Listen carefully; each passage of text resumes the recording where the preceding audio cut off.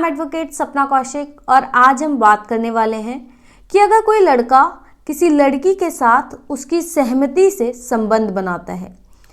शादी का वादा करता है और बाद में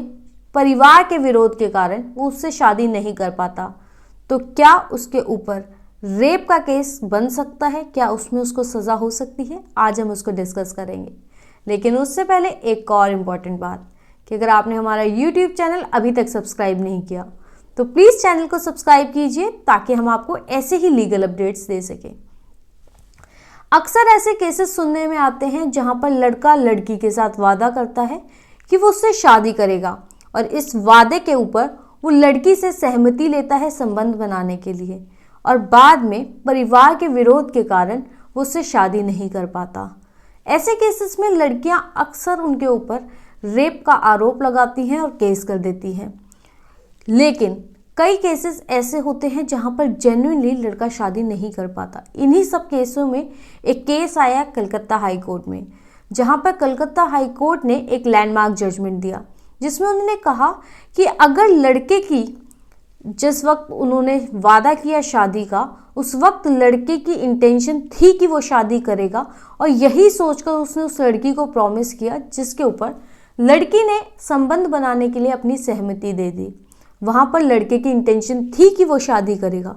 लेकिन बाद में किन्हीं कारणों से वो लड़का शादी नहीं कर पाया क्योंकि उसके परिवार में उसके माता पिता ने विरोध कर दिया या परिवार में और लोगों ने विरोध कर दिया और इस कारण से वो शादी नहीं कर पाया। जहाँ पर ये जेन्युइन रीज़न था, वहाँ पर लड़के को रेप का आरोपी उसको बलात्कार का अपराध नहीं माना जा सकता कि उसने बलात्कार के इंटेंशन से सिर्फ संबंध बनाने के लिए लड़की को झूठा वादा किया, ये नहीं माना जा सकता और इसलिए उसको अपराधी घोषित नहीं किया जा सकता क्योंकि उसकी इंटेंशन थी कि वो उस लड़की से शादी करेगा, लेकिन परिवार के विरोध के कारण वो ऐसा नहीं कर पाया, इसलिए उसको बलात्कार का अपराधी नहीं माना जा सकता। और ये कहते हुए कलकत्ता हाई कोर्ट ने उस लड़के को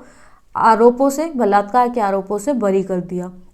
हालांकि ये जानना बहुत दिलचस्प है और बहुत ज़रूरी है कि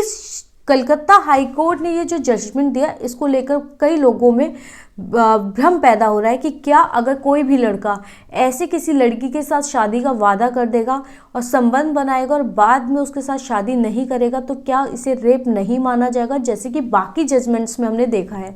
तो यहाँ पर ये जानना बहुत ज़रूरी है कि कलकत्ता हाई कोर्ट ने ये कहा कि जिस वक्त वो वादा किया गया उस वक्त लड़के की जेन्युइन इंटेंशन थी कि वो उस लड़की से शादी करेगा, लेकिन परिवार के विरोध के कारण वो ऐसा नहीं कर पाया।